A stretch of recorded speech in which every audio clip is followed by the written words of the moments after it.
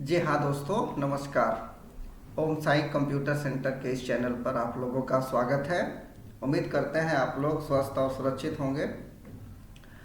हम लोग आज सीखेंगे कंप्यूटर में माइक्रोसॉफ्ट एक्सेल। माइक्रोसॉफ्ट एक्सेल क्या होता है, सबसे पहले तो ये जानते हैं। माइक्रोसॉफ्ट एक्सेल माइक्रोसॉफ्ट ऑफिस का ही एक पार्ट होता है जिसमें डाटा एंट्री संबंधित कार्य किया जाता है। आप किसी भी ऑफिस में अगर कार्य करने जाते हैं तो आपको एक्सेल पे डाटा एंट्री का काम दिया जाता है।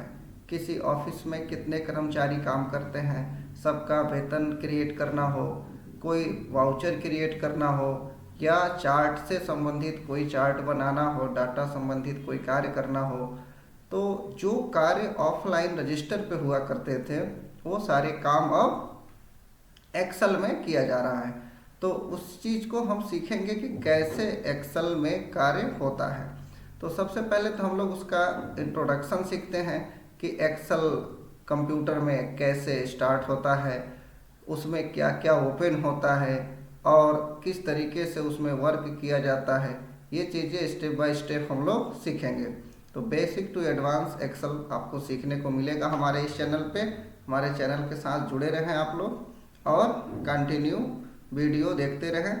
तो आइए आज हम लोग देखते हैं कि स्टार्ट कैसे किया जाता है एक्सेल कंप्यूटर में। तो आप पहले तो अपने कंप्यूटर में माइक्रोसॉफ्ट ऑफिस का एप्लीकेशन इंस्टॉल कर लीजिए। उसके बाद स्टार्ट मेनू के यहाँ सर्च बार में आप लिखिएगा माइक्रोसॉफ्ट एक्सेल। क्या लिखेंगे? Microsoft Excel. माइक्रोसॉफ्ट एक्सेल लिखेंगे तो ऑटोमेटिक आपके कंप्यूटर में आ जाएगा एक्सेल। देख सकते हैं।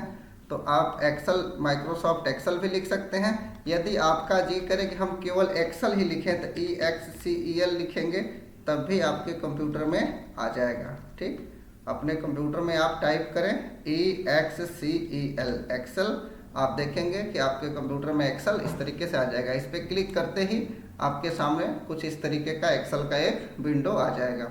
तो आप यहाँ सर्च बार में एक्सेल टाइप करके भी आप ओपन कर सकते हैं। एक और तरीका आपको बताते हैं। विंडो की के साथ R प्रेस करेंगे तो ये रन का बॉक्स खुलता है और इस रन के बॉक्स में आप EXCEL एक्सेल टाइप करें। EXCEL एक्सेल टाइप करके ओके कर दें, तब भी आपके कंप्यूटर में कुछ इस टाइप का एक एक्सेल का विंडोज ओपन हो जाएगा। तो देख सकते हैं आप लोग, ये एक्सेल ओपन है। अब इसमें हमें सीखना है कि ये एक्सेल में काम किस तरह से होता है, इसमें फाइल कैसे सेव होते हैं। तो आज बेसिक चीज़ें हम लोग सीखते हैं। सबसे पहले ये देखते हैं कि एक्सेल ओपन किए हैं तो हमारे सामने क्या क्या ओपन हुआ है। तो सबसे पहले ऊपर वाले एरिया में देखेंगे अगर आप लोग, तो ऊपर वाले एरिया को कहा जाता है टाइटल बार। ये ऊपर वाला एरिया को टाइटल बार कहते हैं। ठीक, और जस्ट इसके नीचे जो दिखता है इसको टैब्स कहते हैं। Home tab, insert tab, page layout tab, ये सब टैब्स दिए हुए हैं। ठीक, यहाँ पे एक मेनू बार होता है जिसको फाइल मेनू कहते हैं। ठीक, इसमें सेव ओपन से संबंधित ऑप्शन दिए रहते हैं और आपके साइड में ये 3 बटन रहते हैं जो प्रत्येक विंडो में मिल जाते हैं आपके ऑफिस के, मिनिमाइज, मैक्सिमाइज और क्लोज। तो ये यहाँ से क्लोज भी कर सकते हैं आप एक्सेल के विंडोज को, और फाइल में जा कर के आप यहाँ से आप वर्कबुक को क्लोज कर सकते हैं। ध्यान सकते हैं, वर्कबुक को क्लोज कर सकते हैं। ठीक, और किसी वर्जन में आपको नीचे एग्जिट एक्सेल का भी ऑप्शन मिलेगा। ध्यान रखिएगा, एग्जिट एक्सेल का। ठीक, और आप वर्कबुक क्लोज करने के लिए यहाँ पे क्लोज कर सकते हैं। वर्कबुक क्लोज करने का होता है, ये समझिए। वर्कबुक क्लोज करने का मतलब अभी आपके सामने जो खुला है ये एक वर्कबुक ही खुला हुआ है। ध्यान रखिएगा, ये बुक 1 लिख रहा है। यही वर्कबुक का शॉर्ट नेम होता है बुक 1, और बुक का पूरा नाम क्या होता है? वर्कबुक। ये ध्यान रखना है। तो जब भी एक्सेल ओपन करते हैं तो एक वर्कबुक खुलता है। हम कहेंगे कि दूसरा वर्कबुक खोलना है हमें, तो फाइल में जाइए और न्यू पे क्लिक करिए और यहाँ से ब्लैंक वर्कबुक पे क्लिक करिए। देखिए हमारे सामने 2 वर्कबुक खुल गए, वर्कबुक 1, वर्कबुक 2।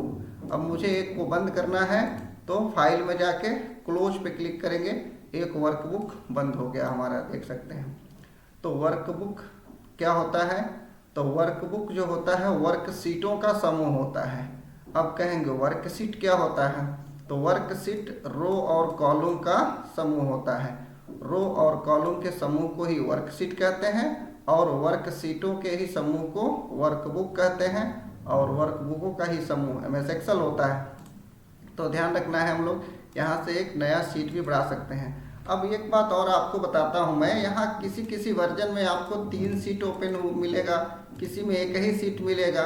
तो ये आप लोग कंफ्यूज ना हुआ करिए, अलग अलग वर्जन में अलग अलग सेटिंग्स रहते हैं। ठीक, एग्जाम में भी पूछा करता था पहले कि जब हम लोग एक्सेल ओपन करते हैं तो कितना सीट खुलता था। तो अभी तो फिलहाल आप 1 पे ही टिक मारें क्योंकि एक ही सीट खुलता था। पुराने वर्जन में 3 सीट खुलते थे। ये बाय डिफ़ॉल्ट की बात मैं बता रहा हूँ, हालांकि सेटिंग के ऊपर डिपेंड करता है। आप एडवांस सेटिंग कर सकते हैं, जितना चाहेंगे उतना सीट ओपन कर सकते हैं आप। तो ऊपर वाले बार को टाइटल बार और फाइल मेनू टैब्स ये सीख गए आप लोग। अच्छा, ये जो होते हैं होम पे क्लिक करने से जो खुलता है इसको रिबॉन्स कहते हैं। इंसर्ट पे भी क्लिक करने से जो खुलता है इसको रिबॉन्स कहते हैं। यानी होम टैब का रिबन, इंसर्ट टैब का रिबन, इसी तरीके से प्रत्येक टैब का रिबॉन्स दिया हुआ है। प्रत्येक टैब के रिबॉन्स में ग्रुप रहते हैं, जैसे होम टैब के रिबॉन्स में क्लिपबोर्ड ग्रुप है, फॉन्ट ग्रुप है, अलाइनमेंट ग्रुप है। इस तरीके से इतने सारे ग्रुप दिए हुए हैं जिसे हमें बारी बारी से सीखना है। अब आते हैं नीचे, देखते हैं रिबॉन्स के नीचे एक एरिया दिख रहा है नेम बॉक्स और इधर दिख रहा है फार्मूला बार। देखिए नेम बॉक्स क्या होता है। नेम बॉक्स को समझने के लिए मुझे रो और कॉलम को समझना होगा। तो आप लोग ध्यान से देखेंगे, इधर जो 1 2 3 करके नंबरिंग दिया हुआ है इसको रो का नंबरिंग कहते हैं और ये जो ABCD करके नंबरिंग दिया हुआ है इसको कॉलम का नंबरिंग कहते हैं। तो अब रो और कॉलम से मिल करके हमारा ये जो सेल बना हुआ है देख सकते हैं आप, और ये जो जहाँ पे मैं क्लिक कर रहा हूँ इसको एक्टिव सेल कहते हैं और ये सब बाकी जो है सेल ही हैं। जो बॉक्स की तरह आपको दिख रहा है ये सेल है और जहाँ मैंने क्लिक कर दिया उसको एक्टिव सेल कहते हैं। तो जहाँ मैंने क्लिक किया इसका भी एक एड्रेस होता है, अपना पता होता है। प्रत्येक सेल का अपना अपना पर्सनल एड्रेस होता है। जैसे ये G के सामने है, column number G, row number 6, तो इसका एड्रेस हो जाएगा G6 और ये शो कहाँ करेगा, नेम बॉक्स में। अगर मैं इसमें कुछ टाइप कर दूं और मुझे इसको ऐड करना हो तो मैं यहाँ पे लिखूंगा equal to sum bracket open और इसका रेंज दे दूंगा यहाँ से यहाँ तक और ब्रैकेट क्लोज करूंगा और इंटर। ध्यान दीजिएगा ये आंसर आया 99। ये भी एक सेल ही है जिसका एड्रेस क्या है, F9। क्या है, F9। F के सामने है, इधर 9 के सामने है, यानी कॉलम नंबर F और रो नंबर 9। F9 में आया 99। लेकिन कोई पूछे इस 99 आया कैसे, इसका फार्मूला क्या है, तो आपको जाना होगा किस बार में, फार्मूला बार में। इस फार्मूला बार में आपको दिखाई देगा कि किस फार्मूले की वजह से ये 99 मार्क्स या 99 नंबर यहाँ पे आया है। तो इसको आप ऐड करना भी सीख गए और ये भी जान गए कि फार्मूला बार में क्या शो करता है। देख लीजिए यहाँ पे 99 नहीं शो करेगा, यहाँ क्या शो कर रहा है, फार्मूला, कि ये कैसे लाया गया है। और यहाँ पे दिखा रहा है कि ये F5, तो F5 बोले तो इसका एड्रेस, और इसमें दिखा रहा था F8 बोले तो इसका एड्रेस, यानी F5 से F8 तक के नंबर्स को ऐड किया गया है। तो आंसर आया है F9 में। और कैसे ऐड किया गया है, तो इक्वल टू सम का फार्मूला लगा करके। तो ये भी जान गए आप लोग। तो ये फार्मूला बार हो गया और ये नेम बॉक्स हो गया। इसको रो का नंबरिंग 1 2 3 को रो का नंबरिंग और ABCD को कॉलम का नंबरिंग। अब जानते हैं इसमें रो और कॉलम होते कितना है। तो देखिए 1 और A के कॉर्नर साइड पे यहाँ लेफ्ट क्लिक होल्ड पे रखेंगे तो आपके सामने यहाँ पे आ जाएगा, ठीक, 10,48,576 रो और 16,384 कॉलम। याद रखेंगे 10,48,576 रो और 16,384 कॉलम। ये सीट 1 में होता है, इसीलिए इसको स्प्रेडशीट भी कहा जाता है। और प्रत्येक सीट में रो और कॉलम की संख्या इक्वल होती है। आप किसी भी सीट में जाकर के रो और कॉलम की संख्या को काउंट करेंगे, देखेंगे तो उतना ही दिखाई देगा 10,48,576 रो और 16,384 कॉलम। और भी आप सीट बढ़ाएंगे तो प्रत्येक सीट में रो और कॉलम की संख्या सेम होगी। ठीक, तो प्रत्येक सीट में रो कॉलम की संख्या सेम होती है। और अब आप देखेंगे इसमें जो सेल है, सेल के सामने जो लाइनिंग दिख रहा है, रो और कॉलम के लाइन होते हैं, इसको ग्रिड लाइन कहा जाता है। क्या कहते हैं इसको? Grid line. और नीचे जो दिख रहा है सीट, इसका पूरा नाम होता है वर्क सीट। बुक का पूरा नाम वर्क बुक और सीट का पूरा नाम वर्क सीट। ठीक, और एक नीचे वाला एरिया को हम लोग क्या कहते हैं? इसको स्टेटस बार कहते हैं, जहां से हम लोग इस पेज के जूमिंग को अधिक और कम कर सकते हैं। इसमें मिनिमम जूमिंग 10% और मैक्सिमम जूमिंग 400% कर सकते हैं आप। अब मैं इसको कीबोर्ड से कैसे करते हैं वो मैं बताता हूँ।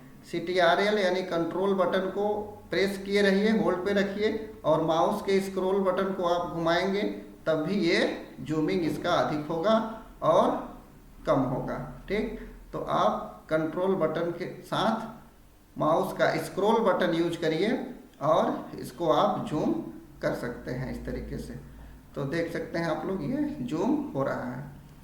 आप लोग भी कर लेंगे आसानी से।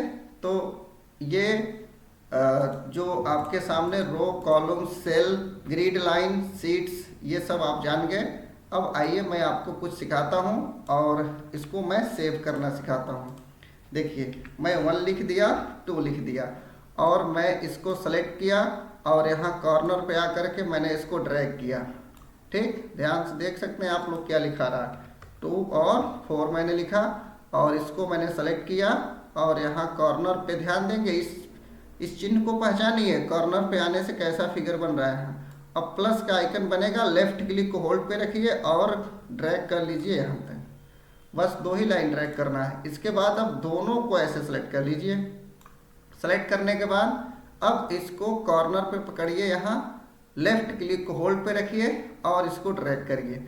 आप इसको काफ़ी आगे तक ड्रैग कर सकते हैं, 16,384 तक आप इसको ड्रैग कर सकते हैं।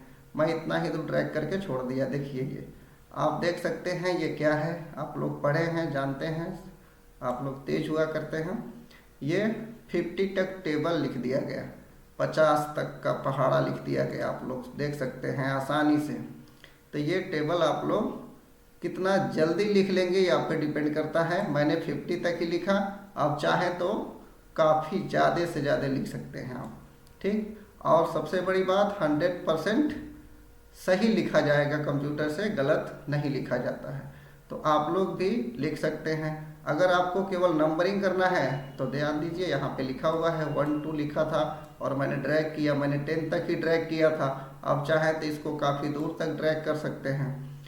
तो मैंने कॉलम वाइज ड्रैग किया, आप रो वाइज ड्रैग करना चाहते हैं तो 1 लिखिए, 2 लिखिए और इस दोनों को सेलेक्ट करिए और यहाँ से ऐसे ड्रैग कर लीजिए। देख लीजिए, आप काफ़ी आगे तक ड्रैग कर सकते हैं। आप कहीं भी से स्टार्ट कर सकते हैं, जैसे 50, फिर मैंने लिख दिया 51। अब यहाँ से भी स्टार्ट करना चाहें, देख सकते हैं, यहाँ से भी स्टार्ट हो जाएगा, देख सकते हैं। तो इस तरीके से आप ड्रैग कर सकते हैं। ठीक, तो ये आप लोगों को उम्मीद करते हैं कि समझ में आया होगा। अब देखिए, 2 चीज़ें और बताते हैं आप लोगों को, आगे तो बहुत सारी चीज़ें सीखना ही है। अब यहाँ पे मैं लिख देता हूँ शॉर्टकट में जनवरी और फिर FEB फरवरी, और ऐसे लिखने के बाद मैं दोनों को ऐसे सेलेक्ट कर लेता हूँ और यहाँ से देखिए ड्रैग करता हूँ। ध्यान से देखेंगे तो आप लोग पूरा दिसंबर तक आ गया और नीचे ड्रैग करते जाएंगे तो ये रिपीट होता जाएगा, ध्यान देंगे। ठीक, देख लीजिए दिसंबर के बाद पुनः रिपीट होने लगा।